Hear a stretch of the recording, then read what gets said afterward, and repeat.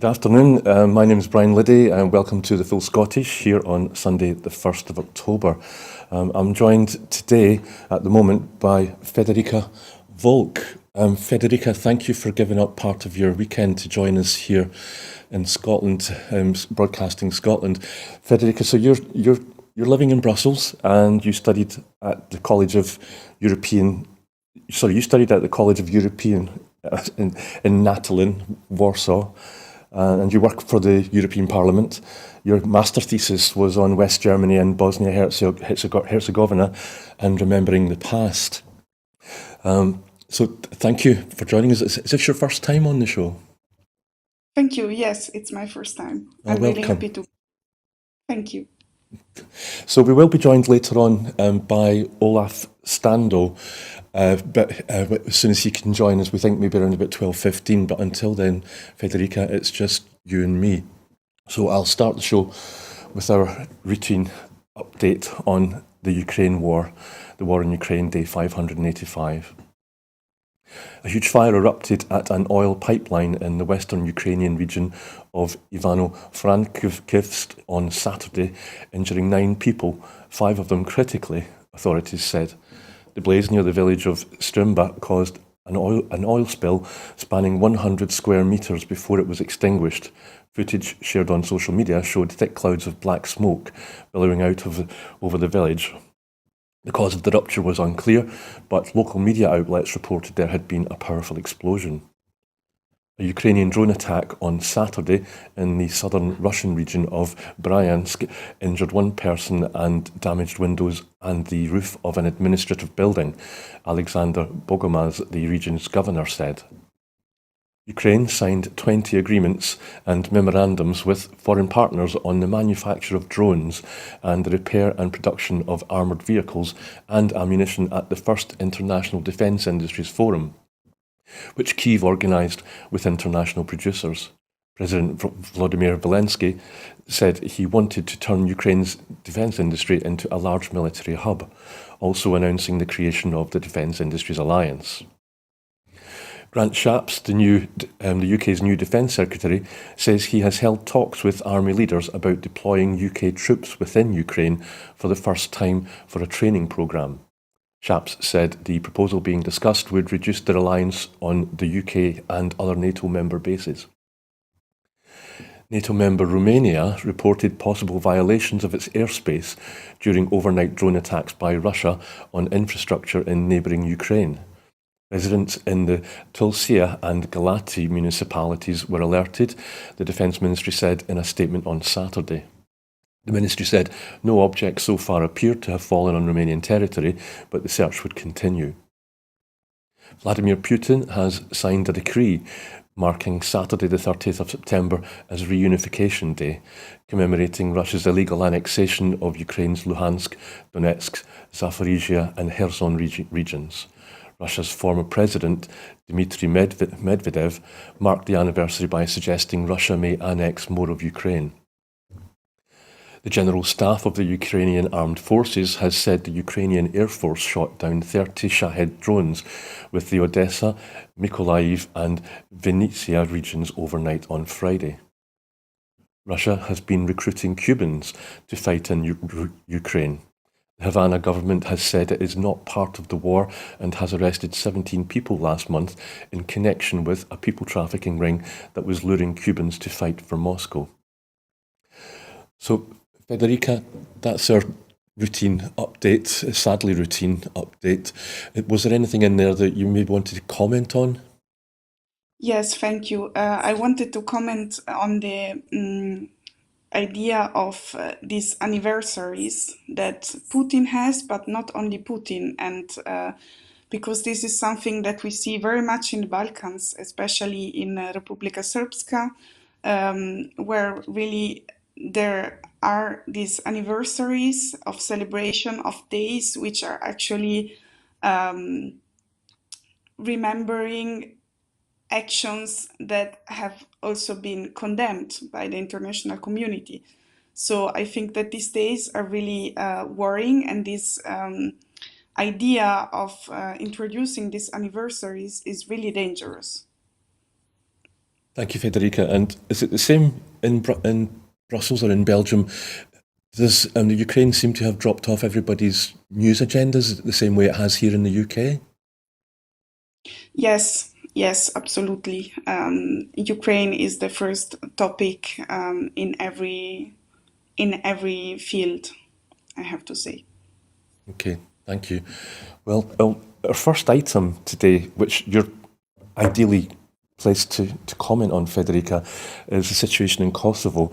So populism and ethnic nationalist rhetoric are stirring up tensions in Kosovo, and now there are reports of Serbian military forces, or there were reports of Serbian military forces massing near the Kosovo border, but I've seen reports today that saying that they're now being pulled back, and there are British troops there and now, I believe, so as part of a NATO peacekeeping force. So we're just wondering what the implications are for the election of Robert Fico in Slovakia. But Federica, perhaps you could maybe just give us a general overview of the situation and how you understand it. Yes, absolutely. Thank you. So, first of all, it's important to say that the EU and the US have completely underestimated the degree of the tensions in Kosovo, or better said, between Kosovo and Serbia. And the dialogue that exists between Serbia and Kosovo in the last months has been completely, how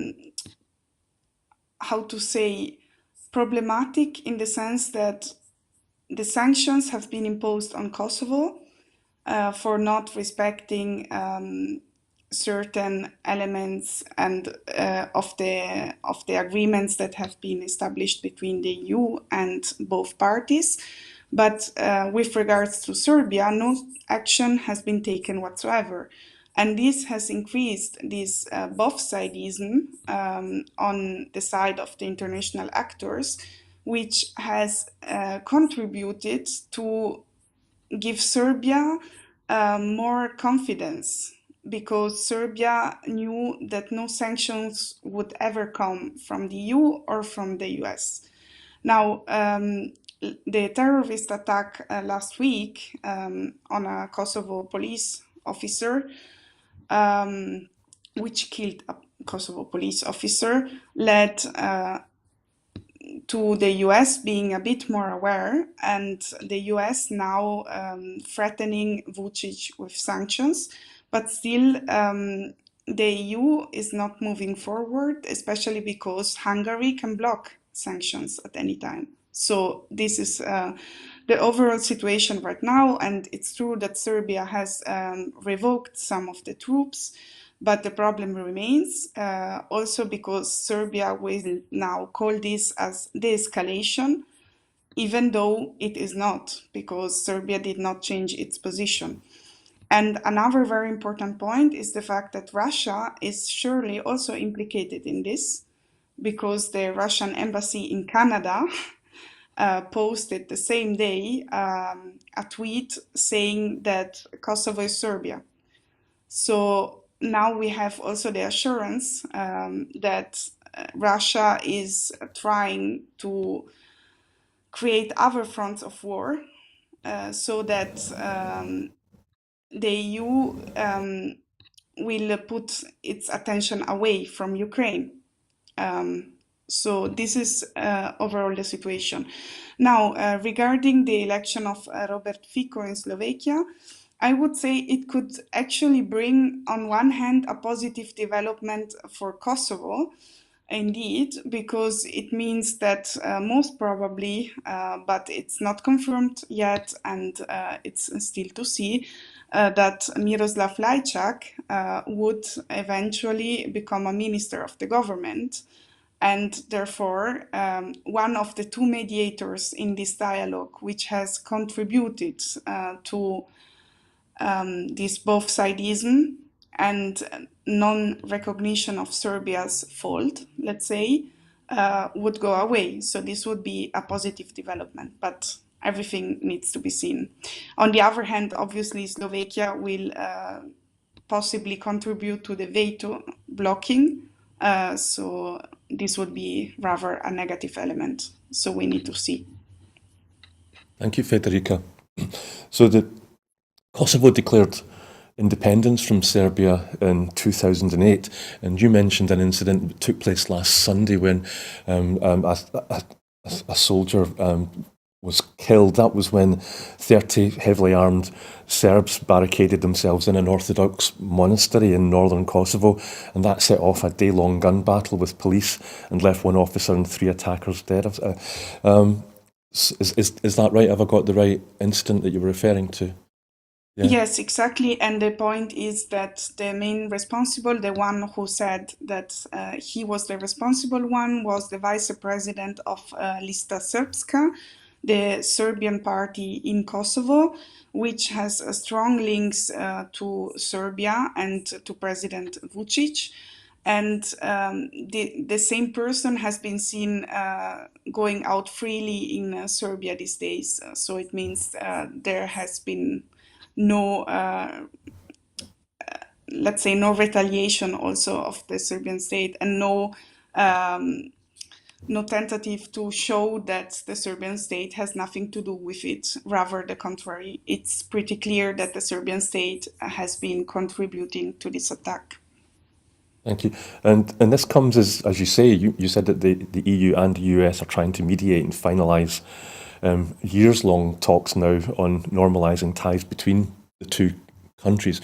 But is Serbia much more powerful militarily than Kosovo? Yes, Serbia is also bigger than Kosovo. And the main issue in the dialogue is not the fact that Kosovo does not want to come to an agreement or to a compromise. It's rather the fact that Serbia is not accepting to do some steps in exchange of this association of Serbian municipalities in northern Kosovo. So Serbia is basically asking Kosovo to say yes to this association without having any kind of guarantee that Kosovo will be recognized by Serbia. And on this, it's not a dialogue, it's a monologue, in my opinion. Thank you. And are there fears, do you think, of a return to the war in Kosovo in the late 1990s that claimed more than 10,000 lives and left over 1 million people homeless? Is that a possibility?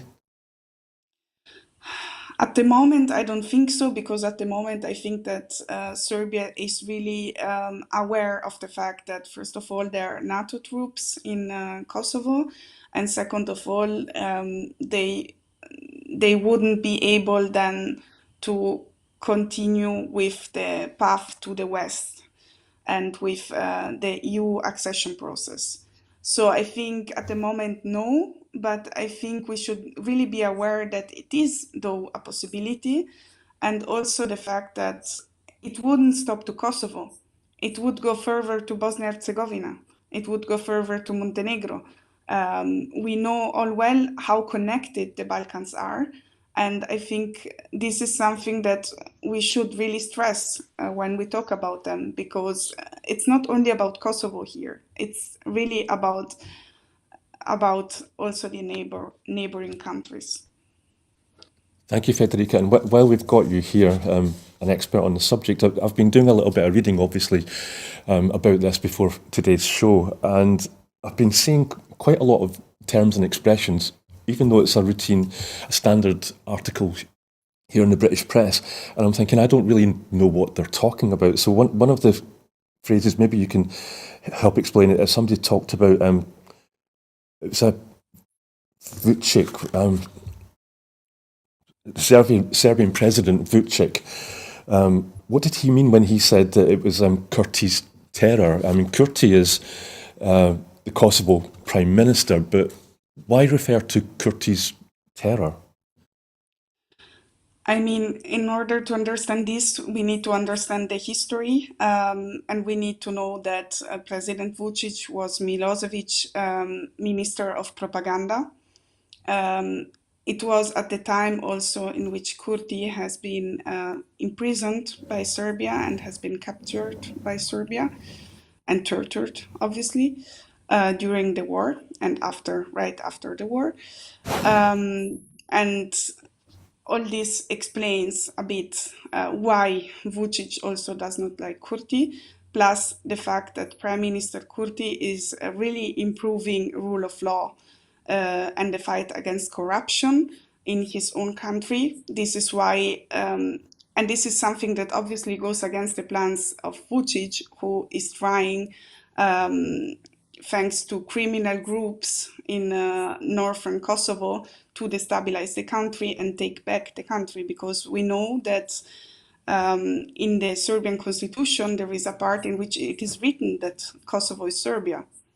So this is actually his main aim, and he cannot play his game against Prime Minister Kurti, because Prime Minister Kurti knows very well what he thinks and how he acts and what his aim is, and he's doing everything against this. So this is my analysis, at least. But Okay, thank you. We've kind of run out of time on this, but I'd really just like to ask you if you could say something really quickly. There's an election coming up in Slovakia, is that right, for Robert Fico? What are the implications for that election and what we've been talking about? So we know now that Fico has won, apparently, and I think on a European level it will be really destabilizing, because I think that he's very close to Orban, and I think that they would form an alliance and go against a lot of positive proposals also for the EU.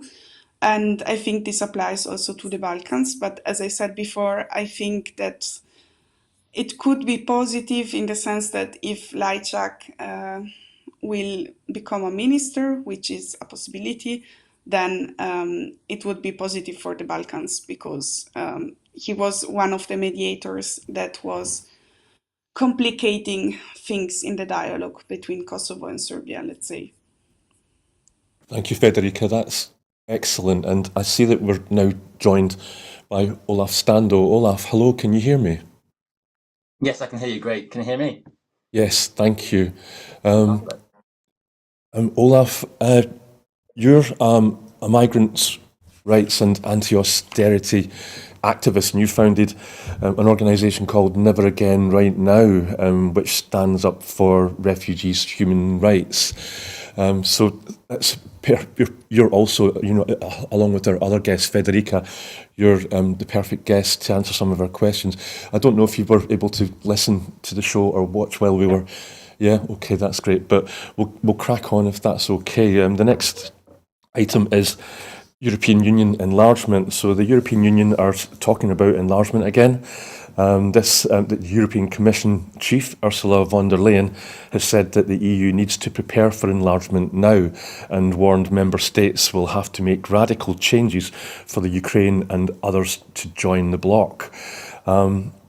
So, Olaf, I don't know if you're ready to contribute straight away, or yeah? Okay, thanks. So, what's your view on EU enlargement? Well, look, at the moment, we're waging, Putin is waging a war not just against Ukraine, but against democracy and against the fabric of what Europe is all about. So I think, obviously, rightly, the EU and Ursula von der Leyen promised Ukraine an accession process. That same promise has been made to countries like Moldova. And I think it's really important to put these actions, to put these words into actions, and to actually put their money where the mouth is. I think we've seen the huge benefits to the EU of accession of 10 countries back in 2004. I mean, I myself have benefited from that as someone who was born in Poland and came to the UK just after the accession in 2004. And I think you can see the absolute transformational impacts that this would have for countries like Serbia, like North Macedonia, like Moldova, like Ukraine. Of course, it has to be done in a managed process. There's a lot of conditions that countries have to make. There's obviously reforms that are necessary to be put through in those countries. But I think it's great to see that against the backdrop of populism and rising kind of far-right rhetoric about the EU supposedly crumbling, there's a lot of interest on the part of those countries to join that bloc. And I think it'd be wise for von der Leyen and the Commission to sort of expedite the process as much as possible. And Thank of you. Scotland, of course, as well. Like Scotland has to be part of it as well, as soon as Yeah, possible. absolutely. But We'll maybe go into that if we've got time for this item. Federica, I'm sure you know that Britain voted to self-inflict harm on itself by leaving the European Union, and you live in Brussels. So what do you think, as an EU resident, about the bloc being enlarged? I'm totally in favor of it. I'm just afraid at the moment that the EU is not really paying attention to the fact that it is basically creating two separate processes.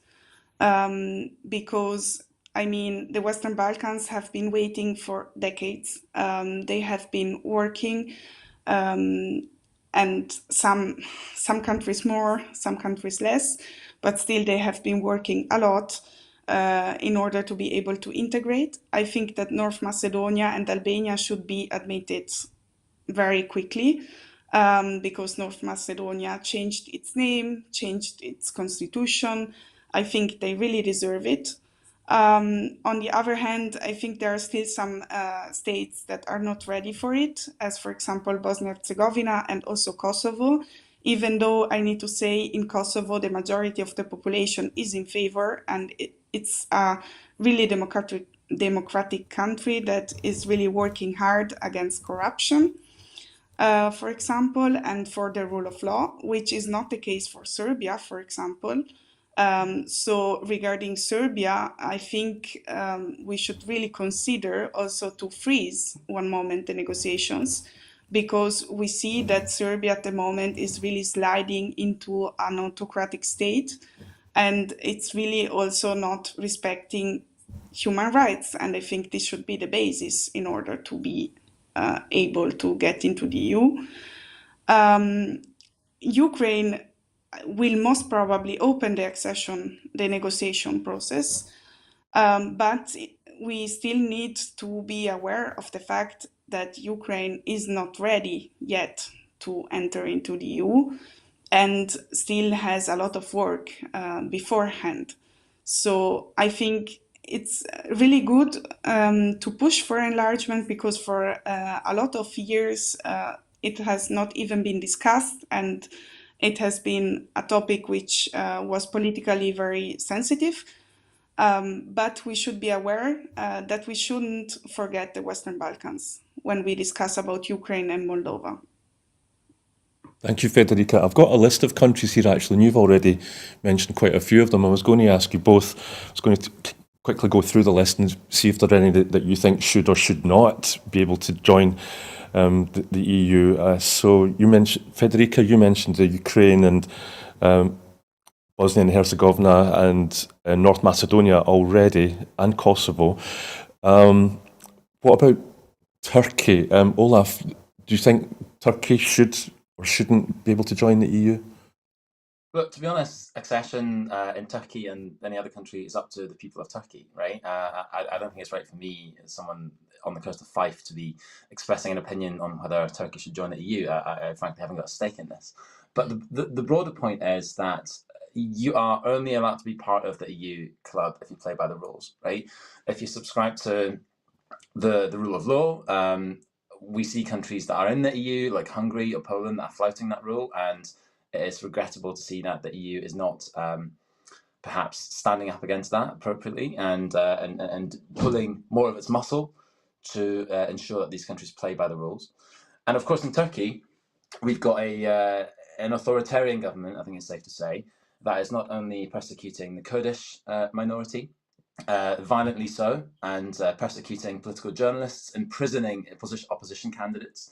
There is a lot of human rights abuses up and down the country. We've seen the terrible handling of the earthquake as well, with a lot of questions raised about corruption and about poor standards. And of course, Turkey and the EU still have a refugee deal, whereby the EU pays Turkey huge amounts of money, taxpayers' money, to push back migrants in a way that's often violent and in breach of human rights. So I think Turkey definitely has a lot to fix before they can be considered a member candidate. But again, that's up to the people in Turkey, and that's up to the EU, right? Thank you, Olaf. And you mentioned Scotland earlier on. So again, we're running out of time, but for this item. But just quickly, Federica, let's talk about the elephant in the room. What about the UK being allowed back in? And yes, perhaps. What about an independent Scotland? How would that be received in Brussels? Do you think? I would be very happy if it happens. And I think that most of the people too, because I think we realized all what a problem it is not to have the UK in the EU. And I think it's really important to do something in order to get the UK back. But again, it's up to the people and it's up to the politicians. Thank you, Federica. And if I can just come in on that yeah, of quickly. course. Honestly, Brexit has been probably one of the biggest policy failures ever in the history of the UK, but not just policy failures, but actually democratic crises, right? Where Scotland was told in 2014 that yes, if you vote no, you get to keep your place in the EU, and then less than 2 years later, we were dragged out, not just with Brexit, but the hardest possible Brexit you can imagine. None of that was backed by the people of Scotland. None of that hard Brexit was actually backed by the people of the UK, who were told by a lot of Tory politicians that they can stay in a single market, a customs union. It's regrettable that neither Labour nor Tories are seeking to open up the Brexit conversation. Keir Starmer isn't even willing to, join the customs union, which is sad. And at the moment, it's just the SNP being the major party, the only major party in the UK that is committed to rejoining the EU. And I really hope it happens. But it looks like the only way that can happen is through the powers of independence. And the sooner we can get that independence, the sooner we can get that referendum, the better. And I hope that we can come on to that a bit later. Well, thank you for that, Olaf. And yeah, just maybe very quickly before you, everything you said there is accurate. And it's interesting reading the news at the moment when the Green Party in the UK is able to say that they're now the only party in Westminster that supports joining the European Union, when the SNP, the third biggest party in Westminster, is sitting right next to them. It's interesting to say the least. And I think Brexit will probably feature in the next item, which is that of asylum seekers. We recently had the spectacle of Suella Braverman in Washington telling us that she wants to reform the European Court of Human Rights, specifically regarding asylum seekers. So the ECHR, it was signed in 1951, but was formed as a direct result of the Holocaust in World War II. It's estimated that there are something like 35 million refugees globally. And politicians, why do they call asylum seekers migrants? Why do they criminalise refugees for trying to find a safe future?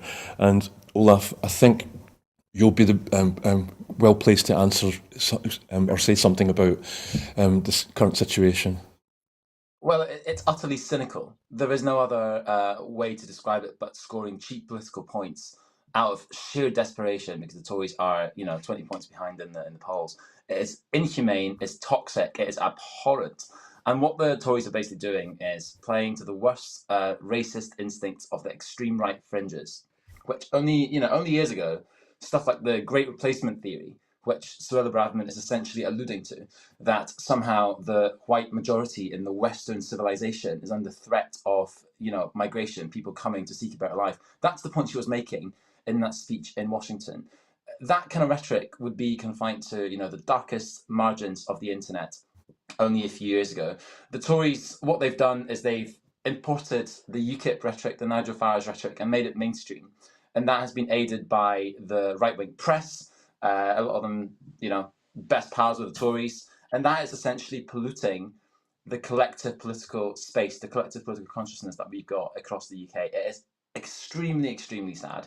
And, it's got no basis in rationality as well. Because if you look at the amount of asylum seekers that the UK has taken in this year, about 80,000. Now, France has taken in about 200,000. Germany, 300,000. Not to mention that in 2015, in a single year alone, during the peak of the refugee crisis, Germany has taken in 1 million people. A lot of those people are now working. Some of these people are standing for political office in Germany. Some of these people have become mayors. A lot of these people are bringing huge economic benefit to the German society. So it is callous, it's abhorrent, and the only reason they're doing it is because they have nothing positive to say whatsoever. Thank you, Olaf. And of course, the supreme irony is that when Britain was part of the European Union, then we could have used the Dublin Treaty to transfer people that we wanted to a European country. Federica, I'm sorry. Did you manage to catch Suella Braverman's speech in Washington, and did it make the news in Europe? And if so, what was the reaction to it? No, I'm sorry, but if I can just give a comment also on what Olaf was saying, I totally agree with his statement, and I want also to add that at the moment we have also this issue in Italy because we have a right-wing government which is really mistreating migrants and posing migrants as the main problem that the Italian government has, even though everyone knows it's not like this. Even though everyone knows that actually Germany is having way more refugees than Italy, but still in Italy this is the discussion. And we have at the moment also a bit of a fight between Italy and Germany because Germany sends NGOs ships to save migrants, which is something the Italian government needs to do, but does not. And the Italian government got angry about Germany because of this. And in my opinion, this is really this shows again the fact that we need politicians that are aware of the issues, of the challenges, but are also human, and not politicians that believe that people can be left die in the sea. Thank you, Federica. It's a good point to make. I think we do need to realise that I talked about 35 million refugees on the planet, but yeah, each one of those is just like you and me. They're people, they're not just numbers. Olaf, why do you think the UK government, the Tory government in Westminster, won't create any safe routes for asylum seekers into the UK? Well, the answer to that really is quite simple, and again, it's callous. They benefit from this crisis. They can score these cheap political points, and they can rile up this kind of moral panic because instead of sorting out the problem, they want people to be in a state of fear. It's always a lot easier, isn't it, to offer fear and the politics of fear than the politics of hope. It's always a lot easier to play to the people's worst instincts instead of offering constructive solutions. It is actually a lot cheaper. It would be a lot cheaper and a lot safer for everyone involved to have safe legal routes for those seeking to cross the UK. It is costing huge amounts of money to maintain the deal with Rwanda, which obviously hasn't worked yet. It's still going for the courts. If that was to go ahead, which I'm skeptical of and hopefully will not go ahead, but if the Rwanda deal was to go ahead, it would be about triple as expensive as safe and legal routes. And, fundamentally, again, the Tories are trying to make it into an election issue, and they're trying to dehumanize migrants and make them out as some sort of swarm, right? That they're using language like tsunami. They're using language like they're not referring to them as humans. The kind of implying that every single asylum seeker is a criminal. That's what Suella Braverman was alluding to in her speech. I think what we need to do is a fundamental shift away from that dehumanization and build a politics, really, that firstly looks at every single human being as exactly that, as a human being, but also recognises the huge economic benefit that migration can bring. I mean, in Scotland, we just had the census figures released a couple of weeks ago. Our population in Scotland would be falling if it wasn't for migration. Asylum seekers can help to plug a lot of the economic gaps, right, that have been left by Brexit. And it's not just about the economy, right? It's also about society. It's also about the fact that migration enriches our culture, enriches our food and arts, and you only have to look at Mo Farah and Olympians from a refugee background who are, making Britain supposedly the tolerant and multicultural country that it's supposed to be. Thank you, Olaf. It's a good summation about the benefits of having people come to live in your country. And just briefly, Federica, how does the UK look? I mean, I'm guessing that the way that the UK, the Westminster government treats asylum seekers does make the news in Belgium. So how do we look how do we appear as a country to you? It makes news, but on the other hand, as I said before, we have the same situation. Like Italy is doing the same. When I was listening to Olaf, I was almost smiling because I could really hear our Italian politicians saying exactly the same. And the same thing in Greece. So I think, and also in Croatia, if I need to say, because the Croatian police at the border is really, really harsh also. So I just need to say that I think this is a European problem, but not in the sense of European Union, in the global sense of Europe, because I really think this is a problem we all have. And there is still a lack of strategy. Last week, the member states were discussing about migration and about how to find a solution. But again, the problem is member states have so many different views that it's impossible to find the right compromise that takes into account the life of the people. Yeah, Thank you, but can I Federica. just comment very Yes. quickly on this? Yes. Next year is the European elections, the European Parliament elections, right, in May. We're just about 10 months away from that, less. And, this is actually such an important opportunity because I reckon that migration is going to be a huge part of it. And especially as a dehumanizing element where far-right parties are trying to make capital out of the supposed threat of migration. It is so important for the progressive forces across Europe to actually come together and not just offer, sticking plaster solutions to the current broken system that we have. They need to actually reframe the way that migration is being spoken about, right? Europe is still sort of suffering from its fortress Europe mentality, whereby the EU is paying countries like Turkey and like Libya billions of euros to push back migrants, often in a violent way. They're often subjected to torture and mistreatment back on these shores.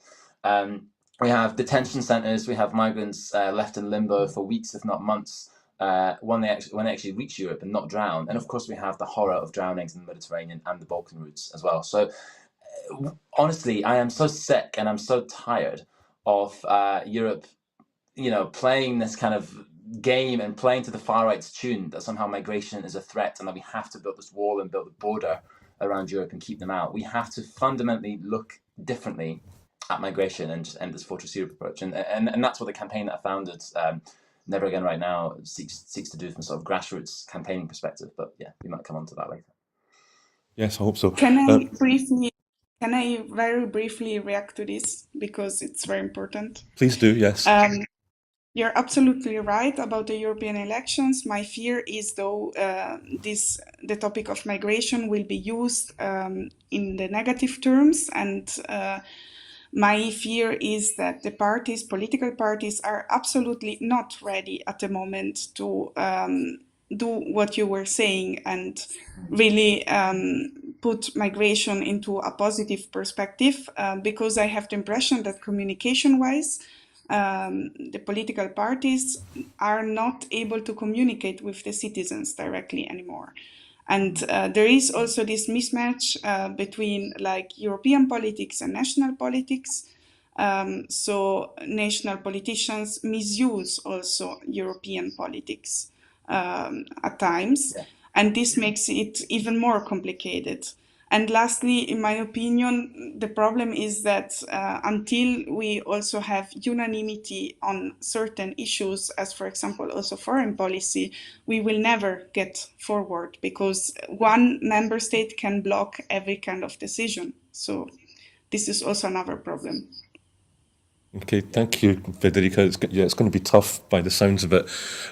Just before we do leave it, I'll just say there's a new video out led by donkeys, where a Rwandan ambassador is secretly filmed and telling him what he thinks about Suella Braverman and what she's doing on immigration. So I'll recommend that to any viewers that might want to catch up with that. So the next item is the climate crisis. So this week, the head of the United Nations International Energy Agency said that keeping global warming to 1.5% is still possible with a move to solar and wind and renewable energy. And then just the other day, 6 young Portuguese people have taken on 32 nations in a historic climate case, aged between 11 and 24. They were driven to bring the case after the wildfires in the Lyra region of Portugal in 2017, which killed 66 people.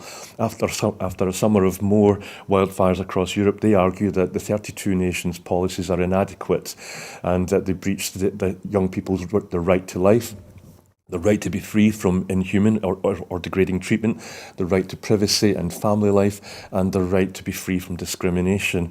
Also this week, the United Kingdom's government approved the licence for the Rosebank oil field. Olaf, as you're closer to home in terms of Rosebank, what do you think about these developments? Rosebank is a daft idea. I mean, firstly, it's not going to make energy prices any cheaper because all of it's going to be exported on international markets. Secondly, it's only going to come on stream at the earliest in 2026. Obviously, the current energy price rises are caused by the war in Ukraine, and what we need to have is immediate solutions to make that cheaper. And I think drilling for more oil and gas, not only is it economically stupid because of the amount of investment it requires and because the time it takes to get on stream, it's not going to benefit Scottish consumers. And it's just, it's morally abhorrent. It genuinely is morally abhorrent that we've had COP26 in Glasgow 2 years ago, where politicians were, lining up one after another and saying, keep 1.5 alive, right? Let's tackle the climate crisis. And in the same breath, approving licenses for the biggest oil and gas development, I believe, in the North Sea so far. It is abhorrent. And it kind of feels like we're living in an episode of Don't Look Up, the movie, where the meteor is heading towards the planet and everyone else just pretends like it's not an issue. If you look at Rishi Sunak's big kind of pivot on policy this weekend, pro-driver, and he's announcing this war. He's announcing this action on the war on motorists, whatever that means, right? Just last week, he scrapped net zero targets. It is so entirely perplexing and difficult to understand that we have a political system which is so obsessed with short-termism and short-term political gain that it's literally willing to see the planet burn. We've had the hottest summer on record, or among the hottest summers on record. We've got heat waves. We've got hosepipe bans in the UK. It's just so depressing to see. And I think Rosebank, it may not go ahead because there will be legal challenges, and that is undoubtedly going to take a while until that's sorted. But I really hope that Rosebank can still be stopped. I think there's a window of opportunity to stop it, as I said, for legal challenges. There's been a wave of protests yesterday as well, from London to Glasgow to Edinburgh to Aberdeen. It might be too late, but I really think that Rosebank is not a good idea at all. Thank you, Olaf. I wonder how bad it has to get, or how bad things have to get before people really do realise and sit up and pay attention and take notice. Federica, I think we need to give praise to these young people that are standing up, because basically it is their future. I'll be dead and gone when they're still having to deal probably with the climate crisis. What would you like to say? Yes, I agree with this. I just want to add that, in my opinion, it's true that awareness has been missing for years. I also think, I don't know if you know, that in Germany there is this movement of people that, in order to raise awareness on climate issues, they just block the streets or use alternative methods, let's say, in order to achieve, to raise awareness. And this is something that personally, I think it's important, because it helps to make us understand that there is something we need to be aware of. On the other hand, I ask myself, shouldn't we have done it before? Because now we're kind of in a situation in which we can also make legislative changes or introduce reforms, but those reforms will still take a lot of years before they really get into action. Thank you, Federica. Can you maybe just mention the name of the organisation in Germany that's taking direct action? It's I don't remember the name. It's Klebe something, but I can It's, it's, look for it, it. And it's of no great consequence. It's just that there is a similar movement here in the UK where people walk slowly in front of traffic and they can't be Oil. just stop oil. Yeah, exactly. So I just wondered if it was related. But probably yes, I think so. yeah, it could be. But so let's move on to the next item, which is the energy and the cost of living crisis. So here in the UK, there's a new energy price cap has come into force today. However, bills won't be coming down anytime soon as the £400 support comes to an end that's supplied by the UK government. And also, I have here a list of standing charges, which standing charges is what everyone has to pay, whether we use electricity or not. We still have to pay this, and so energy tariffs on the 1st of October for electricity in different parts of the country. Again, no idea. Perhaps, hopefully, somebody can help explain why electricity standing charges is different across the UK. In the north of Scotland, actually, I'll come to that last. In London, the standing charge is 40.74 pence. In southern England, it's 53 pence. In the northwest of England, it's 53 pence also. Southern Scotland is 64 pence, and the north of Scotland is 61 pence. So, Olaf, I'm afraid I'm going to have to ask you, have you any idea why it costs more to have electricity in Scotland than it does in the south of England? Well, I suspect that the vague reason is probably that the north of Scotland is more remote and rural and therefore more difficult to reach. But honestly, I don't know. I have no. It's stupid and it's daft. And actually, if you look at the map of transmission charges across Europe, it's quite a famous map that's often being shared in sort of energy policy circles, whereby countries like Norway, like Denmark, countries like Poland, a lot of the Central European countries as well, Germany as well, have no transmission charges whatsoever. So transmission charges are basically what the grid, what the national government through the grid charges energy generators to bring their energy on stream. If you look at these transmission charges for Scotland in particular, and in Scotland they're 3 or 4 times as high as in England, it really shows that we have a fundamentally broken energy market. The energy system isn't working. It's not incentivizing generation of renewable energy. These powers, by the way, rest in Westminster, so it's up to the Westminster government to sort this out. They're not showing the willingness to do that. But just going back to the earlier point about the climate crisis as well, because we have an abundance of renewable energy here in Scotland. We have a bounty of renewables. It's very windy today. It's always windy. We have wave power. We have great innovation in Scotland, like the first, offshore floating wind platforms and the first hydro power station. Tidal power station, I think, in Orkney. We have a huge amount of human potential. We have a huge amount of natural renewable energy potential. And we're not able to harness that because the energy market is absolutely geared towards the short-term kind of fossil fuel obsessed exploration. The incentives for developing renewables are just simply not there, or they're not matching incentives for drilling for fossil fuels. And we really have to move away from that. But not just that, actually. What we have to move towards is genuine community ownership of renewable assets, right? I'd much rather have lots of small-scale wind farms all across Scotland, which is owned by a community, whether it's an island community, or whether it's a town, or whether it's a council, municipal, cheap, abundant electricity, which can be generated sustainably and next to no cost. We need that sort of ambition to actually bring it about. To bring it about, we need some planning reforms, we need some local government reforms, we need to rethink how local government is structured in Scotland. So there's lots of big things that have to be done to enable this. But I think we face such an exciting opportunity.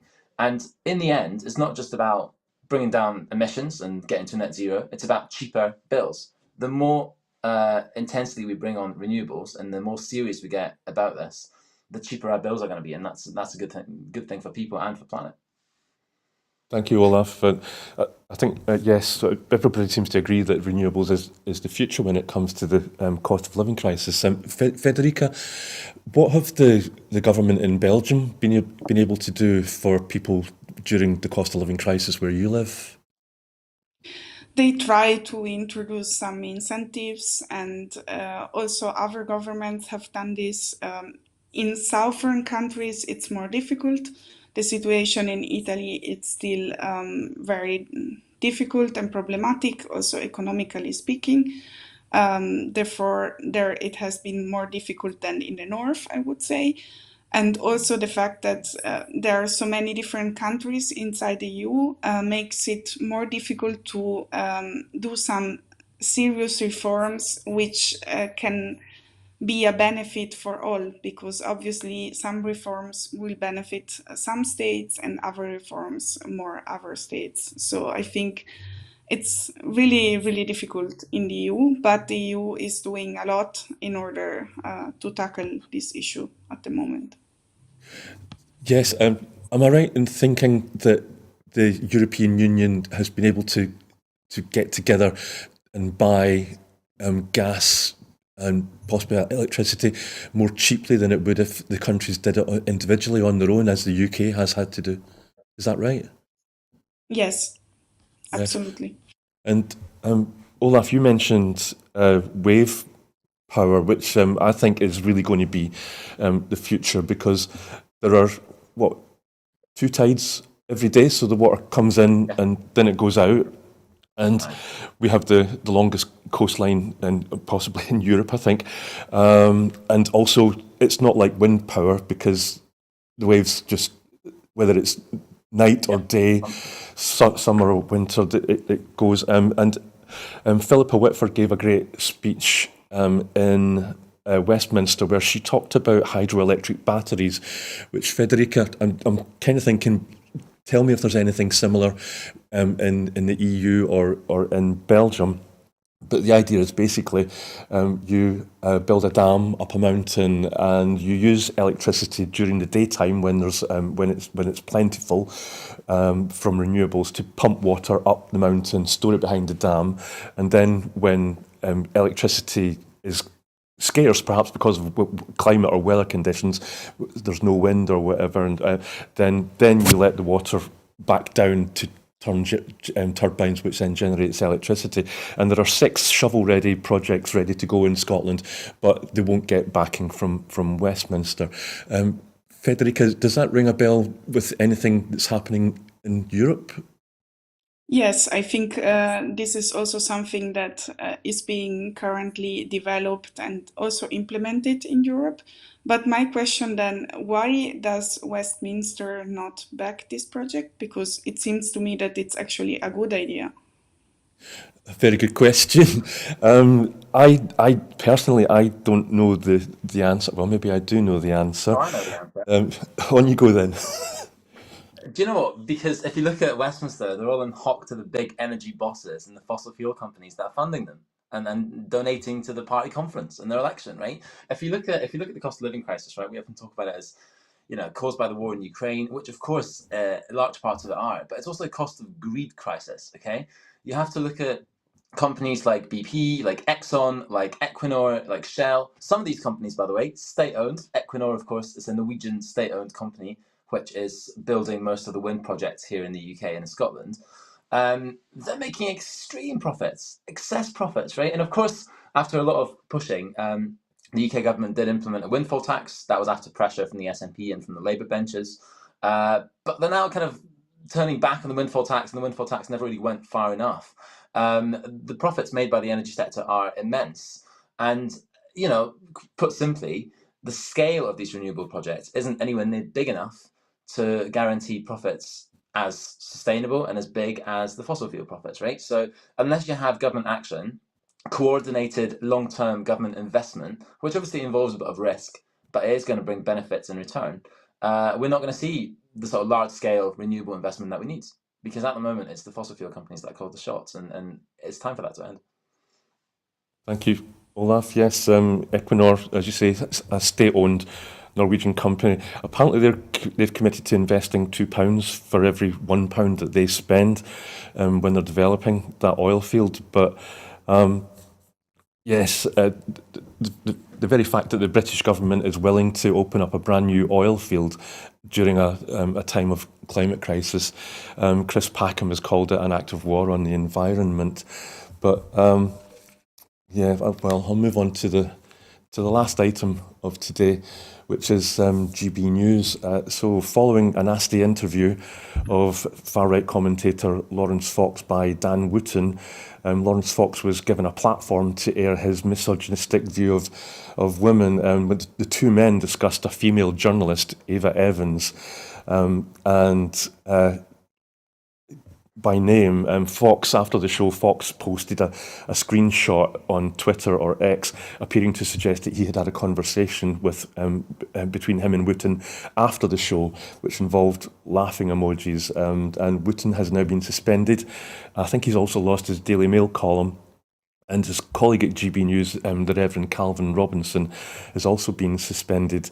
Federica, I would so much like to have come to you first more often in the show, but as this is that, again, I don't even know if this would have registered on the news in Belgium or in Brussels. So No, so actually Olaf, not. yeah, that's okay. We'll bring you in. Don't worry. I'm sure you'll have something to say about this.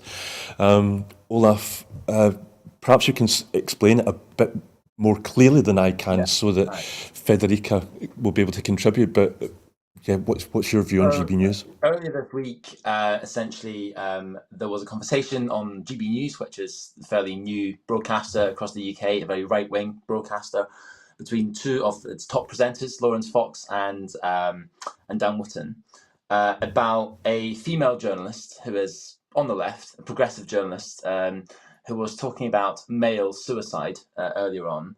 And she was essentially talking about suicide as a widespread problem across society.